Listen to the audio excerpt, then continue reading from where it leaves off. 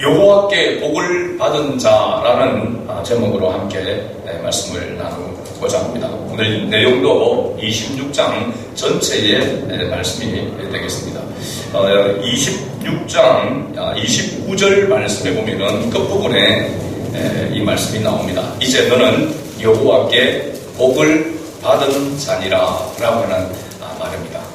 그랄 왕, 블레셋 왕 아비멜렉이 이삭에게 했던 그런 말입니다. 그래서 여호와께 복을 받은 자라는 제목으로 함께 말씀을 나누고자 합니다. 늘 말씀을 드리지만 그리스도인에게 있어서 이 복이라고 하는 이 개념을 바르게 깨닫는 것은 매우 중요합니다. 우리의 신앙생활에 있어서 어떻게 보면은 기준이 될 수 있는 신앙생활을 어떤 방향으로 또 어떻게 해야 하는지에 대해서도 개념을 가질 수 있도록 길을 인도해주는 그런 아주 중요한 부분입니다. 세상의 모든 종교들도 복을 이야기합니다. 그리고 사람들은 그 복을 받기 위해서 어쩌면은 종교생활을 하고 있다라고 이렇게 말할 수 있습니다. 그래서 그리스도인에게 있어서도 이 복이라고 하는 것에 대해서 우리가 정확하게 인식을 하고 깨달아야만 우리가 올바른 신앙생활을 할 수 있는 줄로 믿습니다. 하나님께서 우리에게 주시는 복이 있는데 이 복을 크게 두 가지로 볼 수 있습니다. 두 가지 개념으로 생각하는데 첫째는 뭐냐면 아무것도 하지 않고 받는 복입니다. 한번 따라합시다. 아무것도 하지 않고 받는 복. 이건 좀 이상합니다. 그죠? 심은 데서 거두는 것이 복인데 아무것도 하지 않고 우리가 복을 받는다 라고 하는 것이 세상적인 그런 종교 이런 개념에서는 맞지 않는, 합리적이지 않는 그런 부분이라고 말하고 수 있습니다. 그래서 아무것도 하지 않으면 아무 일도 일어나지 않는다라고 하는 그런 것이 우리가 생각하는 통념적인 그런 생각이고, 제가 이거 찾아보니까 일본 작가 기시미 이츠루라고 하는 분이 작가가 2016년에 발표한 책 이름이 바로 뭐냐면 아무것도 하지 않으면 아무 일도 일어나지 않는다라고 하는 책 제목입니다. 그래서 뭔가라도 목표를 가지고 열심히 자신감을 가지고 해야 뭔가를 얻을 수 있다라고 하는 그런 논리를 말하고 있습니다. 그래서 하다못해 웃으면 웃을 일이 생긴다. 많이 들어봤죠, 그죠? 웃어야 웃을 일이 생긴다. 그런 것은 뭔가라도 우리가 거루투기가 되어져서 그것으로 인하여서 뭐가 생겨나는 것이지 아무것도 하지 않으면 아무 일도 일어나지 않는다라고 하는 것이 맞는 그런 표현이라고 할 수 있습니다. 그런데 신약성경 로마서에 보면 사도 바울이 이렇게 말하는 장면이 나옵니다. 오늘 말씀은 같이 함께 읽을 말씀 이 부분밖에 없습니다. 로마서 4장 4절에서 8절까지 말씀입니다. 같이 한번 우리 읽겠습니다. 일하는 자에게는 그 삭시 은혜로 여겨지지 아니하고 보수로 여겨지거니와 이를 아니할지라도 경건하지 아니한 자를 어렵다 하시는 이를 믿는 자에게는 그의 믿음을 의로 여기시나니 일하는 것이 없이 하나님께 의로 여기심을 받는 사람의 복에 대하여 다윗이 말한다. 불법이 사함을 받고 죄가 가려짐을 받는 사람들은 복이 있고 주께서 그 죄를 인정하지 아니하실 사람은 복이 있도다 함과 같으니라. 아멘. 이 말씀은 믿음의 조상 아브라함이 자기 행위로 의롭다함을 받은 것이 아니라 하나님께서 주신 믿음으로 말미암아 의로 여겨졌다라고 하는 것을 말하고 있습니다. 그래서 이것을 복이라고 말하고 있는 것이죠. 그러니까 하나님의 은혜로 그가 믿음을 가지고 믿음으로 하나님을 믿었더니 하나님께서는 그를 의로 여기셨더라. 다시 말하면 원래 아브라함이 가지고 있는 노력이나 그런 행위, 그런 어떤 공로로 가지고 의롭다함을 받은 것이 아니라 하나님께서 그에게 은혜로 주신 그 믿음을 통하여서 의롭다함을 받았다라고 하는 것입니다.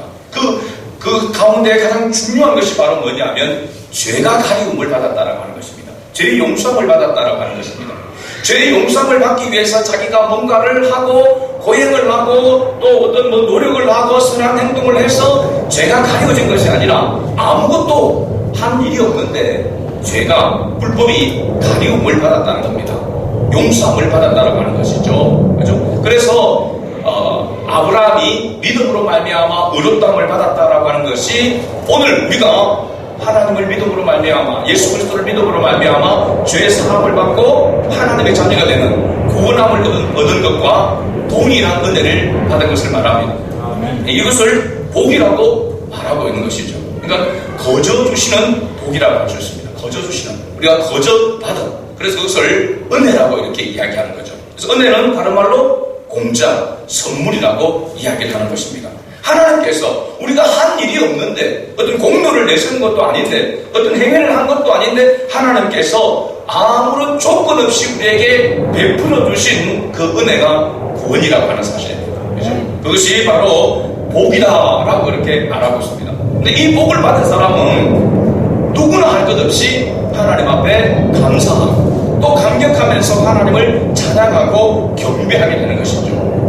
하나님만을 높이는, 하나님만을 예배하고 경배하게 된다는 것을 말하고 있습니다. 왜 그럴까요? 이유가 뭘까요? 우리가 한 일이 없이 우리의 노력이 아닌 전적으로 하나님의 은혜로 말미암아 우리가 구원함을 받았으니까 하나님을 경배할 수밖에 없는 것이죠. 자녀가 태어납니다. 자녀의 노력으로 태어난 것이 아니죠. 부모에 의해서 태어나는 겁니다. 그래서 그것을 부모의恩宠이다, 부모의 은택이다 라고 그렇게 이야기합니다. 그러면 자기를 태어나게 해주신 그 부모를 생각할 때 자녀는 그 부모에게 뭐 할 수 있습니까? 감사하게 되고 공경하게 되는 것입니다. 자녀가 부모를 공경하는 것은 다른 부모가 자녀에게 뭐 다른 많은 필요를 채워줘서가 아니라 태어나게 해주신 것만으로 부모를 공경할 수밖에 없는 존재라고 하는 사실입니다. 바로 우리가 하나님을 경배하고 예배하는 것은 이와 동일한 원리입니다. 하나님께서 우리를 낳아주신 것입니다. 하나님의 자녀로 우리를 선택하여 주신 것입니다. 그렇기 때문에 우리가 하나님의 그 은혜를 알고는 하나님을 공경하지 않을 수 없고 하나님을 경배하지 않을 수가 없다라고 하는 것입니다. 이것이 바로 우리가 거저 받은 구원의 복이다라고 이렇게 말할 수 있는 거죠. 두 번째, 하나님께서 우리에게 주시는 복은 마치 농부가 땅을 일구기 위해서 땀을 흘리고 수고하고 그래서 그 땅에 씨앗을 심은 후에 열매를 거두는 것을 복이라고 이렇게 말하고 있습니다. 그러니까 이건 거저 받는 것이 아니라 수고와 땀을 흘려야, 노력을 해야 얻어지는 복을 말하고 있습니다. 오늘 우리가 읽지 않았지만 26장 12절 말씀을 한번 보겠습니다. 26장 12절 말씀 같이 읽어봅니다. 이삭이 그 땅에서 농사하여 그 해에 100배나 얻었고 여호와께서 복을 주심으로 했습니다. 여기 이삭이 그 땅에서 농사하여라고 이렇게 말하고 있는데, 원래 이삭은 하는 일이, 직업이라고 할 때 그것이 무엇이었습니까? 목축업입니다. 목축. 양이나 소, 그 낙타, 약들을 돌보고 키우는, 대부분이 양을 키우는 거죠. 양. 그 양을 키우면 한 곳에 머물러 있지 않고 목소지를 따라서 옮겨 다니는 그런 바로 일이라고 할 수 있습니다. 그런데 이삭이 이 그란이라고 하는 이 땅에서 뭐 했다고 했습니까? 농사했다고 했습니다. 농사해. 원래 농사꾼이 아닙니다. 목축업을 하는 사람입니다. 그런데 여기에 농사를 했다라고 하는 것은 이삭이 엄청난 수고와 노력을 했다라고 하는 것을 알 수 있습니다. 우리가 텃밭을 우리가 가꾸잖아요. 원래 우리가 지금 여기에 농사 일을 전문적으로 하는 사람이 없죠, 그죠? 농사 일을 전문적으로 하는 사람은 저는 저희 우리가 텃밭, 밭대기 저 정도는 일도 아닙니다, 일도. 저거는 그죠? 농사하는 사람들에게 저 정도의 농사 일은 일도 아니다는 거죠. 그냥만 잠 먹고 잠시 아침 저녁으로 잠깐만 돌보면 얼마든지 잘 농사를 지을 수 있습니다, 그죠? 그런데 농사일을 하지 않는 우리가 한번 저런 일을 해보려고 하면은 가끔 저도 소순항을 가지고 또 삽을 가지고 일을 하면은 한 20-30분 이렇게 땀 흘렸는데 막 뭉겨가지고 땀을 흘리면, 그죠? 사람, 요즘 친구들은 저는 안 뭉기는 사람인 줄로 생각하는데 저도 이게 예초기 하고 이렇게 하다 보면은 그 다음날 되면은 막 팔 뭉겨가지고 아프고 힘듭니다. 여러분들도 아마 마찬가지일 겁니다. 그래서 매일 아마 매주마다 일을 시키면 교회 안 올라갈걸요, 아마. 그죠? 가끔가다 한 번씩 하는 것도 힘든데, 그죠? 그런데 이삭을 보면은 원래 농사꾼이 아니란 말이죠. 그런데 그 땅에서 땅을 이구어서 씨를 뿌리고 그리고 농사해서 그 해에 100배였다. 100배라는 것은 숫자적으로 100배가 아니라 많은 것을 이야기합니다. 많이 풍성하게 거두었다라고 그렇게 이야기합니다. 그러면 그렇게 거두어진 것이 누구의 수고입니까? 이삭의 수고자라는 거죠. 얼마나 힘들었겠습니까? 뭐 때문에 여기 가서 지금 농사일을 한 겁니까? 흉년이 들어가지고 먹을 것이 없어서 또 내려가가지고 그랄을 가가지고 거기에서 밭을 일구어서 농사를 해서 씨앗을 심었고 그것을 거두었다는 말입니다. 다행히 정말 원래 이렇게 농사가 첫 해에 많은 소출을 얻는 것은 쉬운 일이 아닙니다. 농사일을 해가지고. 그런데 하나님께서 복을 주셨다. 그렇게 땀을 흘리고 수고한 것은 이삭과 그의 사람들이, 가족들이 한 것이지만 하나님께서 그것을 뭐라고 말하고 있습니까? 여호와께서 복을 주심으로라고 했습니다. 여호와께서 복을 주심으로 많은 소출을 얻게 되었다라고 이렇게 말하고 있는 것이죠. 자, 하나님께서 아무것도 하지 않은 가운데서 우리에게 주시는 복도 있고 우리가 열심히 땀 흘리고 수고해서 얻어지는 데만 주시는 복도 있다라고 하는 사실입니다. 이것을 우리가 바르게 구분하지 못하면 뭘 자꾸 요구하냐면 아무것도 안 하고 복을 받아가는 거예요. 아무것도 안 하고. 그래서 막 주시옵소서 해가지고 로또 막 해가지고 당첨되려고 그러고 그죠. 대충 어떤 하면서도 막 더 많은 것을 얻으려고 하는 그런 있단 말이죠. 원래는 인간적인 생각은, 합리적인 생각은 아무것도 하지 않으면 아무것도 얻을 수 없다는 것을 알면서, 그죠? 조금 해고 많은 것을 얻으려고. 그죠? 자기가 조금 노력을 하고 하나님께서 복 주셔서 많은 것을 얻으려고 하는 그런 심리로 신앙생활을 한단 말이에요. 그런데 하나님께서 그렇게 넉넉하지 않습니다. 그렇게 복을 잘 안 주십니다.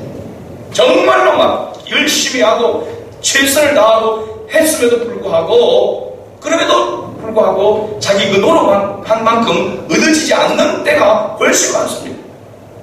내가 수고하고 예수만큼 얻어졌다라고 하면은 정말로 그것이 복이다라고 하는 것도 여러분 알아야 합니다. 왜냐하면 아무리 애를 써도 아무리 노력을 해도 자기가 수고한 만큼 얻어지지 못할 때가 많기 때문에 그렇습니다. 내가 수고한 만큼 얻어지는 것이 뭐라고 성경에도 말하고 있냐면 복이라고 말하고 있는 것입니다. 그러니까 하나님께서 우리에게 거저 주시는 그 복은 구원의 복입니다. 구원의 복. 그죠? 그 복을 받은 사람이 이 땅에서 그 복을 누리며 살아가기 위해서는 뭐 해야 된다는 말입니까? 수고하고 힘써 애를 쏟고 심어야 거두어지고 그 수고하고 애쓴만큼 거두어지는 것도 하나님께 주시는 복이라고 이렇게 말하고 있는 것이죠. 여러분들이 혹시 기억에 있을지 모르겠지만 보통 이런 간정들을 우리가 간정은 각 사람에게 가장 각색의 모습으로 하나님께서 역사하기 때문에 어떤 우리가 간정을 누구에게 들으면은 그 사람에게 저렇게 하나님께서 역사하셨구나 이렇게 받아들여지지 그 사람이 받았던 그 복을 그 성공을 나도 동일하게 받을 것이라 생각하면 착각일 가능성이 많습니다. 예로 든다면은 여러분 원종수 박사라고 들어본 적 모르겠습니다. 감리교 원래 권사였습니다. 감리교는 권사, 남자도 권사입니다. 근데 이분이 간증하는 가운데 저도 기억에 남은 그런 부분이 있어서 제가 이거를 찾아봤습니다. 근데 보니까 제가 기억에는 이분이 이렇게 정말로 성경 읽고 기도하고 하는 이 일에 어릴 때부터 그렇게 자라왔습니다. 근데 날 시험을 이렇게 보게 되는데 아주 중요한 시험인데 공부를 제대로 많이 못한 거예요. 그런데 시험 시간에 막 머리에 자기가 한번 보았던 그 내용이 막 필름처럼 사진처럼 막 쫙 기억이 나는 거예요. 그러니까 그냥 답을 쓸 수가 있었다는 것이죠. 쉽게. 그런 간증 들어보셨습니까 여러분? 원종수 여러분 권사 박사 간증에 보면 그런 내용이 나옵니다. 그래서 이건 누가 제일 좋아하겠습니까? 이런 은혜를. 물론 그분이 하나님의 지혜를 구해서 하나님의 지혜로 한 번 본 것을 이렇게 기억하게 되는 그런 은사가 있었다라고 이야기합니다. 여러분, 우리 학생들은 진짜 바라고 원하는 것이 아닙니까? 내가 한번 봤던 영어 본문, 그죠? 뭐 봤던, 풀었던 수학, 뭐 이런 것들이 다 한 번 딱 봤는데 기억이 난다. 이거 완전히 뭐 1등 할 수밖에 없죠. 이분도 그렇게 해가지고 1등을 했다는 겁니다. 대학 들어갈 때도 수석으로 들어가고, 졸업할 때도 서울대 의대를 수석으로 이렇게 졸업하고, 또 미국 가서 미국에서 의사학을 할 때도 탑으로 그렇게 했던 분입니다. 그런데 제가 그래서 모두가 다 그 간증을 들으면은 주야 하고 막 기도 가고 그렇게 하나님 앞에, 그럼 또 공부하기 전에는 꼭 성경을 한 장씩 읽고 기도하고 공부를 시작했다고 합니다. 학생들 잘 들었어요. 그렇게 하고 새벽 기도를 이렇게 자주 나갔답니다. 그런 은혜를 하나님께서 그래서 은혜를 주셨는데, 솔로몬과 같은 그런 지혜를 구했더니 그 지혜를 하나님께서 주셔서 그렇게 됐다는 겁니다. 그래서 막 기도하고 해가지고 솔로몬의 지혜만 얻으면 끝나는 거구나, 우리 이렇게 생각할 수 있잖아요. 그런데 제가 그 감정을 쭉 이렇게 다시 살펴보니까 얼마나 많은 노력을 했는지, 밤을 꼬박 세우고 공부한 것들이 막 비일비재하고, 밤을 꼬박 세우고 바로 새벽 기도를 갔다 오고, 막 그것이 막 이렇게 기쁨이 되어지고 이랬답니다. 여러분하고는 굉장히 거리가 먼 이야기입니다. 비행 같은 사람하고. 여러분 밤새고 공부하고 가서 새벽 기도 갔다 오면 녹초되는 겁니다. 이거 오늘 하루 어떻게 살아갈까 막막합니다. 저도 안 하던 새벽 기도를 하니까 머리가 빠지고 그러는데, 그렇단 말이죠. 굉장히 힘든 일입니다. 그렇게 힘쓰고 애써하는 그런 노력과 수고 가운데서 하나님께서 또 은혜를 주셔서 그가 정말로 생각했던 그 이상의 그런 어떤 열매를 거두게 되었다라고 하는 것이 그 간정이었습니다. 그래서 이 간정을 우리가 참 간정이라고 하는 것을 들을 때에 우리는 그 사람에 나타난 그런 결과, 그리고 그에게 나타났던 그런 능력, 거기에 관심을 가지지 그가 어떤 방법으로 어떤 삶으로 살아왔는지에 대해서는 별 관심을 갖지 않는 거예요. 결과만 보고 나도 그렇게 되기를 원합니다, 믿습니다, 막 이렇게 나갔단 말이죠. 아닙니다, 여러분. 절대로 그런 은혜는 보편적으로 나타나지 않습니다. 싸바지 열심히 공부하고 막 코피 터지고 그래 공부해도 공부한 만큼 결과가 안 나올 수도 있습니다. 그게 사실은 정상입니다, 정상. 그럼 내가 하나님 앞에 하나님의 영광을 위한 그런 목적을 가지고 하나님 앞에 기도하고 열심히 최선을 다하면 하나님께서 지혜를 더하여 주실 줄로 믿습니다. 집중력을 주시는 것이죠. 집중력, 그죠?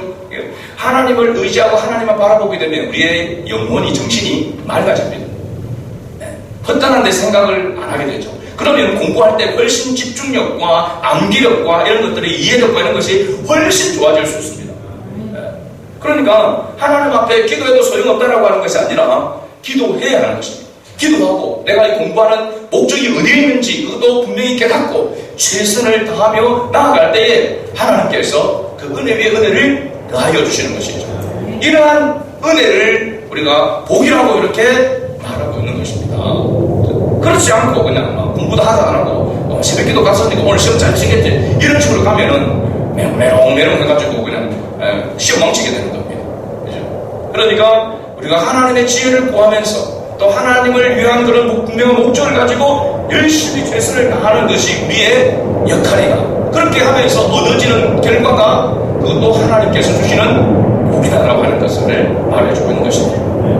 자, 오늘 본문에 우리가 이 말씀은 창세기 12장과 12장 10절에서 20절까지 그리고 창세기 20장에 나오는 사건과 대자뷰가 되는 그런 사건입니다. 창세기 12장에서 아브라함이 흉년이 들었다고 했습니다. 오늘 26장 1절에 보면 아브라함 때에 첫 흉년이 들었더니 이 첫 흉년이 들었을 때가 기근이 생겼을 때가 어디에 본문이냐면 창세기 12장 바로 10절에 나오고 있는 말씀입니다. 그때는 애굽으로 내려갔습니다. 그죠? 아브라함은 애굽으로 내려갔습니다. 또 흉년이 들었다고 했습니다. 이 흉년이 바로 이삭이 있을 때의 흉년이 드는 것이죠. 그래서 이삭은 어디로 갔냐면 그랄로 갔다라고 했습니다. 왜냐하면 하나님께서 이삭에게 나타나셔서 어디로 내려가지 말라고 했느냐면 애굽으로 내려가지 말라라고 이렇게 이야기했습니다.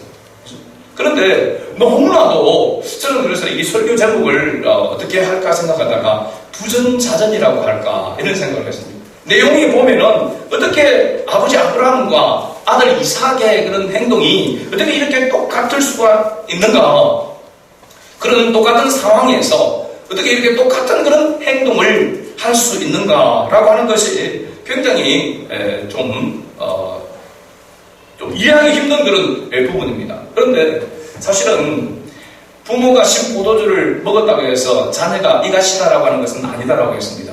부모가 아무리 노력을 해도 자녀에게 그것이 동일하게 이어져 간다라고 볼 수 없다라고 하는 거죠. 구원이라는 것도 마찬가지입니다. 부모가 구원을 받았다고 해서 자녀가 따라 구원을 받는 것은 아닙니다. 하나님과 나와의 1대1의 관계라고 하는 것을 말할 수 있습니다. 아무리 부부 검술이 좋아도 하나님 앞에 구원은 하나님과 나와의 1대1 관계라고 하는 사실입니다. 그러니까 와이프 바지 자락하고 가겠다라고 하는 남편들 터무니없는 소리입니다. 절대로 그런 일이 없습니다. 그렇죠? 하나님 앞에서 하나님과 1대1 관계 속에서 구원이 이루어진단 말이죠. 그런데 타고나는 그 기질은 닮는 것 같습니다. 행동하는 것 보면, 그죠?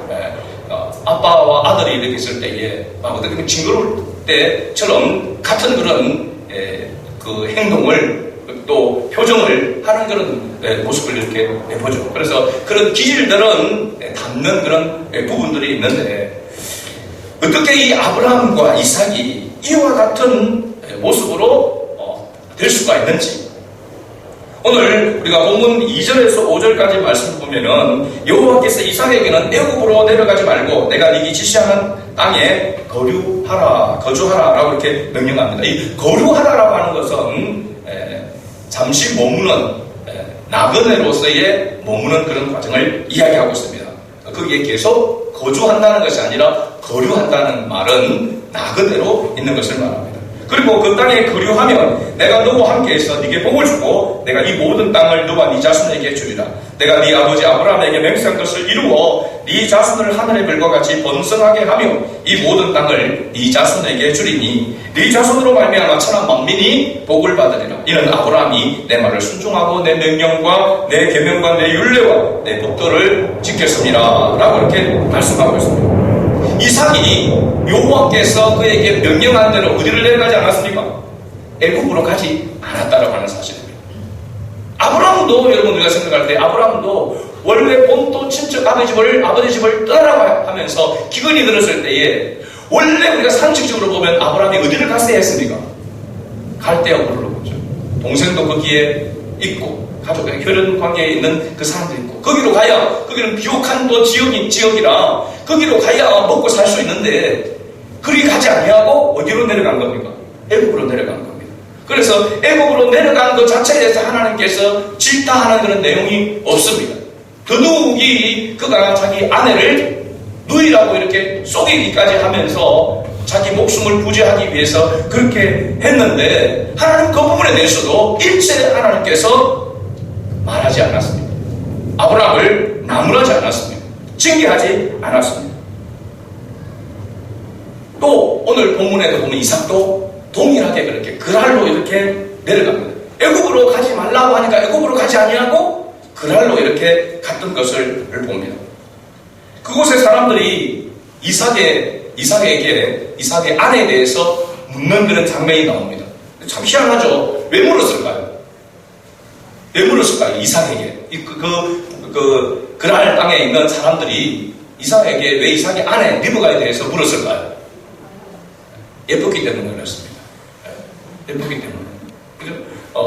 아브라함의 아내 사라도 예뻤기 때문에, 힘이 예뻐가지고, 너무 예뻐가지고. 근데 오늘 본문 7절 중반부에 보면, 26장 7절 중반부에 보면은 리브가는 보기에 마음으로 아리따움으로 그곳 백성이 리브가로 말미암아 자기를 죽일까 하여 그는 내 아내라 하기를 두려워하였더라라고 이렇게 말하고 있습니다. 리브가도 예쁘다고 했습니다. 우리가 그 아브라함의 종이 리브가를 만났을 때 그때 보니까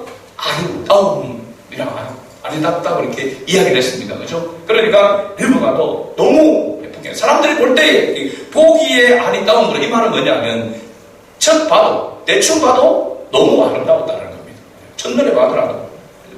그렇기 때문에 이 리브가의 아내, 이삭의 아내 리브가에 대해서 관심을 가지게 되고 물었다라고 하는 것입니다. 그런데 이삭은 그 아내로 리브가로 말미암아 자기가 죽을까 하여 두려워해서 이 리브가를 자기 아내라 하지 아니하고 또 누이라고 이렇게 한 것입니다. 그러니까 아브라함과 이삭이 동일하게 아버지와 아들이 동일하게 그 상황에서 동일한 자세를 동일한 행위를 했다라고 하는 겁니다. 그래서 부전자전이라고 이야기할 수 있는 것이죠. 그런데 8절에 보니까 이삭이 거기 오래 거주하였더니 이삭이 그 아내 리브가를 껴안은 것을 블레셋 왕 아비멜렉이 창으로 내다던지라. 결국은 오래 가지 못하고 별통이 났습니다. 속이는데, 그죠? 거짓말을 했는데. 그러니까 이 아비멜렉 왕이 왜 그렇게 하는지 이삭에게 묻습니다. 그가 분명히 네 아내거늘 어찌 네 누이라 하였느냐? 이삭이 그에게 대답하되 내 생각에 그로 말미암아 내가 죽게 될까 두려워하였습니다. 예나 지금이나 인간에게 있어서 가장 큰 두려움은 뭡니까? 죽음입니다. 죽어보시면 좋겠다라고 이렇게 이야기하는데 절대 죽음은 우리가 쉽게 생각할 수 있는 문제가 아닙니다. 그래서 우리 나이 드신 분들이 하는 그 거짓말 중에 하나가 뭡니까? 아이고 이제 그만 살고 죽었으면 좋겠다. 내가 이렇게 오래 살아가지고 뭐하라고 하면서 저희 어머니도 그러시더라고요. 그러면 좀 아프면은 저희들 연락 와가지고 아이고 내가 아프다면 오늘 모셔달라고 하고 약을 지어달라고 이렇게 하시고 평상시에는 아이고 내가 이리 오래 살아서 뭐하노만 죽어야 된다고 이렇게 얘기하면서 그러시더라고요. 거짓말 중에 어른들이 하는 거짓말 중에 하나가 대표적인 거짓말이 빨리 죽었으면 좋겠다는 겁니다. 그죠? 죽기 싫어요. 인간은 누구나 죽음 앞에 서게 되면 두려움을 가질 수밖에 없습니다. 이 당시로는 뭐냐면 강한 자는 약자를 죽이는 것 그렇게 하는 것이 아무런 끄러김이 없는 그런 시대입니다. 그렇기 때문에 여차하면 약하면은 강자에게 죽는 것입니다. 그러니까 이삭도 두려워한 것입니다. 죽을까 싶어 두려워해서 거짓말을 할 수밖에 없는 그런 상황이 있다라고 하는 것을 말하고 있는 것입니다. 상식적으로 이렇게 사실은 거짓말이 탄로가 나가게 되면은 그 당시로 생각해 보면은 당연히 아비멜렉 왕은 이삭을 죽일 수 있는 그런 보면은 그 권한이 있습니다. 그죠? 그리고 그런 충분한 이유가 지금 있습니다. 그죠? 그런데 11절의 말씀에 보면은 이 아비멜렉이 자기 모든 백성에게 이런 명령을 내립니다. 이 사람이나 그의 아내를 범하는 자는 죽이리라 하였더라. 아비멜렉이 이삭이 비겁하게 자기 아내를 누이라고 이렇게 속였으면 그 부분에 대해서 당연히 징계를 해야 될 그런 상황이 앞장서서 그럴 수 있는데도 불구하고 아비멜렉은 이삭과 그의 아내를 범하는 자는 자기가 죽이겠다라고 이렇게 왕이 선포를 한 것입니다. 이런 일을 읽고 난 후에 이삭이 그 땅에 농사하여 바로 그 해에 100배나 얻었고 여호와께서 복을 주심으로 그 사람이 장대하고 왕성하여 마침내 거부가 되어 양과 소가 떼를 이루고 종이 심이 많으므로 블레셋 사람이 그를 시기하여 그 아버지 아브라함 때에 그 아버지의 종들이 판 모든 우물을 받고 흙으로 메웠더라 라고 이렇게 말하고 있습니다. 그리고 17절에 보니까 블레셋 사람들의 이 시기로 말미암아 이삭은 거기에 농사 지을 수 있는 땅이라고 하는 것은 평지이죠. 그죠? 거기에 있다가 그들의 시기로 말미암아 그날 골짜기로 들어가서 거기에 장막을 치고 거기에 거류하게 되었다라고 이렇게 말하고 있습니다. 자, 여기서 왜 하나님께서는 자기가 죽을까 두려워서 아내를 누이라고 속인 이 이삭을 나무라거나 징계하지 않고 아버지 아브라함에게 한 것처럼 오히려 이삭에게 복을 주셨을까요? 인간적으로 잘 납득이 되지 않습니다. 분명하게 거기도 하나님을 의지한다면 그죠? 하나님이 나와 함께 하시는데 누가 나를 건드리랴? 그러면서 담대하게 내 아내입니다 라고 이렇게 이야기하면서 당당하게 그렇게 할 수 있을 수도 있는데 그렇지 않고 두려워서 자기 목숨을 보존하기 위해 자기 아내를 누이라고 이렇게 속이는 이런 정말 쫓창구 같은 이 행위를 했단 말이죠. 그런데 하나님께서 그 부분에 대해서 나무라지 않고 징계도 하지 않고 오히려 뭘 주십니까? 복을 주셨다는 사실입니다. 아브라함 때와 완전히 반박이 있는 그런 장면이 나옵니다. 이유가 뭘까요? 반이 뭘까요? 뭐 때문에 이렇게 하셨을까요? 하나님께서 복을 주셨을까요? 여러분, 아브라함 때에 제가 창세기 12장 10절에서 20절 말씀을 가지고 어떤 제목으로 설교를 했죠? 하나님의 편애입니다. 하나님의 편애. 편애하신 것입니다. 하나님께서. 왜? 하나님의 언약의 자녀이기 때문에 그렇습니다. 아브라함을 하나님이 선택하시고 또 이삭을 하나님께서 선택하셨기 때문에 하나님의 언약 안에 거하도록 하셨기 때문에 하나님께서 이삭에게도 아브라함 때처럼 잘못했음에도 불구하고 실수했음에도 불구하고 하나님 그것을 덮어주시고 오히려 복을 주신다는 사실입니다. 이것이 편애입니다. 하나님의 편애. 여러분, 우리 자녀들에게 마찬가지입니다. 자녀가 내 마음에 안 들고 그저 때로는 실수하고 얘를 먹이고 하더라도 여러분 가지고 있는 재산을 누구에게 줍니까? 저희한테 주겠습니까? 미우나 부모나 자기 자식들한테 주려고 그렇게 하지 않겠습니까? 그렇죠? 이게 누구의 마음입니까? 부모의 마음이잖아요. 부모의 마음. 그렇죠? 그러니까 하나님이 우리를 하나님을 아버지라고 부르는 것은 마치 부모처럼 이렇게 부르는 것은 부모의 마음이 하나님의 마음하고 이 원리가 동일하기 때문에 그렇습니다. 하나님이 낳으셨기 때문에 하나님이 선택하셨기 때문에 부족함이 있고 실수가 있고 함에도 불구하고 하나님께서 버리지 아니하시고 그때마다 하나님께서 징계하지 아니하시고 은혜를 베풀어 주시는 것은 하나님 우리를 뭐하기 때문입니까? 사랑하시기 때문에. 그러니까 다른 사람들이 볼 때는 이해가 안 되죠. 저 사람이 뭐가 잘나서 저 천국 가고 예수 믿고 천국 가고 나는 저 사람보다도 도덕적으로 윤리적으로 더 깨끗하고 내가 훨씬 더 나은데 왜 하나님 나를 선택해 주지 않았지? 그렇게 말할 수 있단 말이죠. 그러나 그것은 하나님의 주권으로 하나님의 사랑으로 조건 없이 하나님 우리를 선택했기 때문에 그렇습니다. 그러니 우리가 하나님 앞에 하나님을 찬양할 수밖에 없는 것이고 하나님의 이름을 높일 수밖에 없는 것입니다. 자, 이런 하나님의 편애를 받는 사람들을 세상 사람들은 어떻게 보느냐? 시기한다는 것입니다. 시기. 이것이 그리스도인의 어떻게 보면 그리스도인들의 본질이라고 할 수 있습니다.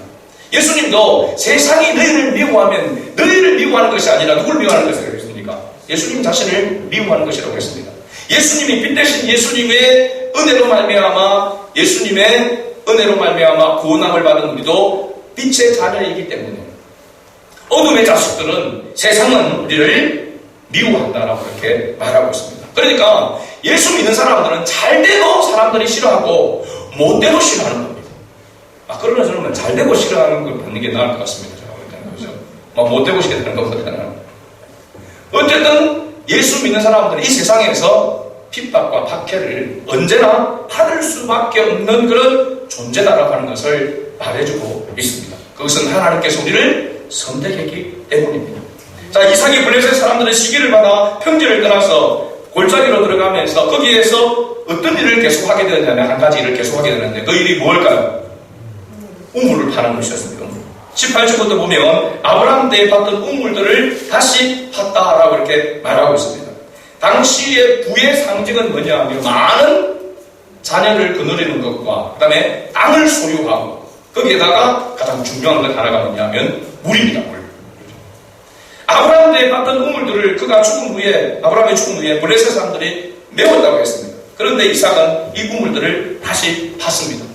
이삭의 종들이 우물을 파면 물이 나오고 그러면 또 그날 목자들이 와가지고 그 물을 자기 것이라고 빼앗아갑니다. 그래서 다툼이 일어나기를 반복하고 있죠. 그래서 에색, 우물 다투었다고 해서 에색, 그 다음에 신남, 이거는 굉장히 확 와닿는 신남 뭔지 알죠? 비발적 다툼이죠.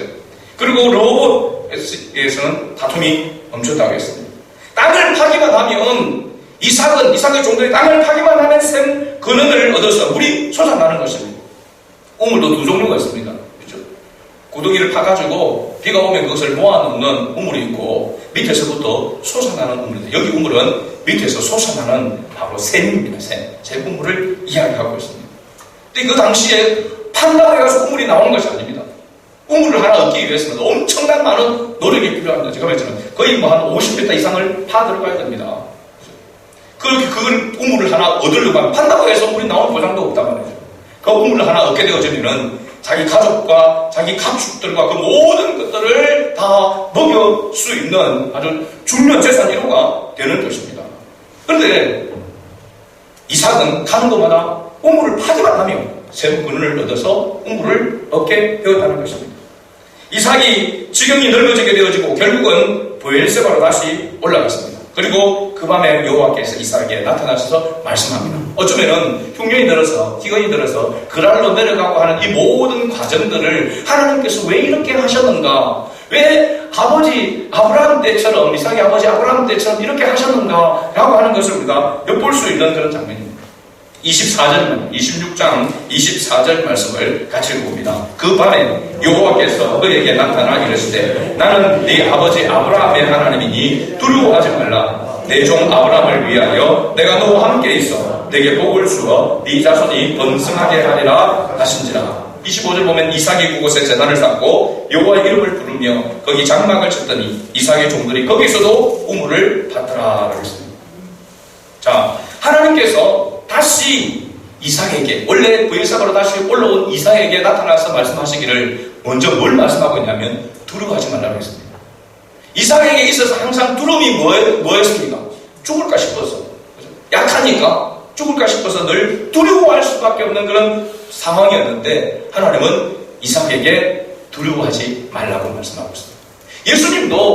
예수님도 부활하셔서 제자들에게 다시 나타났을 때 첫 번째 뭐냐면 평안이 너에게 있을지어다 라고 했습니다. 뭐가 있으면 평안이 사라지는 겁니까? 두려움이 있으면 평안이 사라지게 되는 것이죠. 주님께서 함께 하시는 그 평강이 있으면 두려움이 떠나게 되는 것입니다.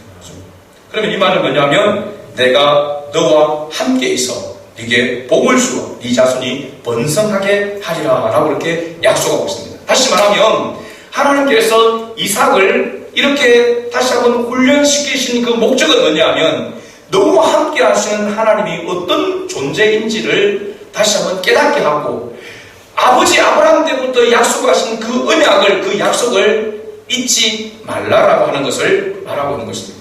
그런 교훈을 주시기 위해서. 그러면 우리가 그리스도인으로서 이 땅에 살아갈 때에 여러 가지 이런 모양의 일들을 겪는 그것은 그냥 우연이 아니라 하나님의 자녀이기 때문에 당연히 겪어야 될 일임과 동시에 그 일들을 통해서 우리가 기억해야 될 것이 뭐냐면 하나님이 어떤 분이신지를 우리가 알아야 되고 그 하나님 앞에서 나는 어떤 존재인지. 그래서 뒤에 보면은 하나님께서 이삭에 통하여서 이삭 자체가 이제 어떤 존재인가라고 하는 것을 가르쳐줍니다. 그래서 26절 보면은 아비멜렉이 그 친구 아우삭과 군대장관 비골과 더불어 그란에서부터 누구에게 왔다고요? 이삭에게 찾아옵니다. 시기하여서 미워하면서 거기를 떠나라고 했던 이 아비멜렉 왕이 이삭에게 찾아옵니다. 찾아와서 뭐라고 말하고 있습니까? 28절과 29절 말씀 중요합니다. 같이 읽어봅니다. 그들이 이르되 여호와께서 너와 함께 계심을 우리가 분명히 보았으므로 우리의 사이 곧 우리와 너의 사이에 맹세하여 너와 계약을 맺으리라 하였노라. 너는 우리를 해하지 말라. 이런 우리가 너를 범하지 아니하고 선한 일만 네게 행하여 네가 평안히 가게 하였음이니라. 이제 너는 여호와께 복을 받은 자니라. 하나님께서 이방 이 왕인 아비멜렉을 통하여서 이삭이라고 하는 존재가 어떤 존재인가라고 하는 것을 말하고 있는데 한마디로 이야기하면 너는 여호와께 복을 받은 자니라 라고 이렇게 말하고 있습니다. 하나님께서 너와 함께 계심을 어떻게 보았다고요? 분명히 보았다라고 했습니다. 할렐루야.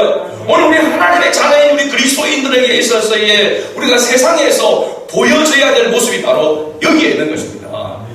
하나님 우리를 통해서 하나님 자신이 어떤 분인지를 나타내기를 원하시고 그러면서 우리가 어떤 존재인지를 하나님은 깨닫도록 하기를 원하고 세상 사람들로 하여금 우리가 믿는 하나님이 어떤 하나님이신지를 하나님은 드러내기를 원하신다는 사실입니다. 그 도구로 하나님은 우리를 사용하시기를 원하십니다. 그런데 왜 우리는 늘 찌질하게 우리를 통해서 하나님이 나타나지 아니하고 우리가 어떤 존재인지를 우리가 잊어버리면서 그렇게 나약한 모습으로 우리가 살아가고 있습니까? 그 이유가 뭡니까? 한마디로 하나님께서 정리를 하십니다. 바로 아브라함을 이야기하면서 아브라함이 뭐라고 했습니까? 하나님의 말씀에 순종하고 그의 명령과 그의 계명과 율례와 법도를 지켰다라고 했습니다. 이것은 처음부터 아브라함이 지킨 것이 아닙니다. 하나님께서 어떻게 그에게 역사하시는가를 그가 경험함으로 말미암아 내가 붙들고 내가 삶의 기준으로 삼아야 될 것이 무엇인지를 깨닫고 나서부터는 아브라함이 철저하게 하나님의 말씀에 순종하고 하나님의 계명과 율례와 법도를 따라서 지키는 삶을 살았다라고 하는 것입니다.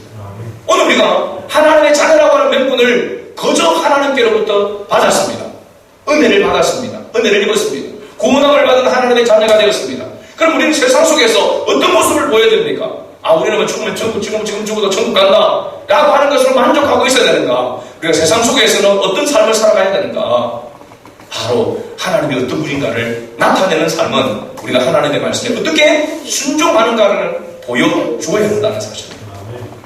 가정에서부터, 여러분 직장에서부터 하나님이 어떤 분인가, 내가 하나님의 말씀에 하나님에 대해 내가 어떤 모습을, 어떤 자세를 취하는가를 보여줘야 한다는 사실입니다. 그래야만 하나님이 어떤 분인가를 나타나게 되어지고 세상 사람들은 저 사람이 어떤 존재인가, 그리스도인이라고 하는 저 존재가 어떤 존재인가를 세상 사람들이 알게 됐다는 겁니다. 이것이 여호와께 우리가 받은 복이라고 하는 사실입니다. 할렐루야. 여러분 가정에서 여러분 하나님의 자녀로서 그리스도인으로서 살아가시길 바랍니다.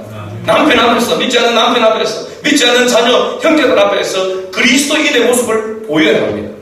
때로는 두렵기도 합니다. 그러나 하나님께서 함께 하신다는 것을 확신하고 그것을 말씀을 붙들고 약속을 붙들고 이겨내야 하는 것입니다. 다시는 하나님께서 여호와께 이삭에게 나타나셔서 두려워하지 말라고 말하고 있지 않습니까? 그건 두려워하여서 그 아내를 누이라고 속였던 그것을 하나님 자신은 언급하고 있는 겁니다. 두려워하지 마라. 내가 너와 함께 있겠다라고 이렇게 말하고 있습니다. 너와 함께 있으니 두려워하지 말라고 말하고 있는 것입니다. 우리가 이런 믿음을 가지고 여러분이 가정에서, 직장에서, 머문 곳에서 그렇게 살아간다면 반드시 하나님은 하나님 되심을 나타내시고 영광을 받으시게 될 줄로 믿습니다. 그러나 은혜가 우리 모두에게 있기를 주의 이름으로 축복합니다. 아멘.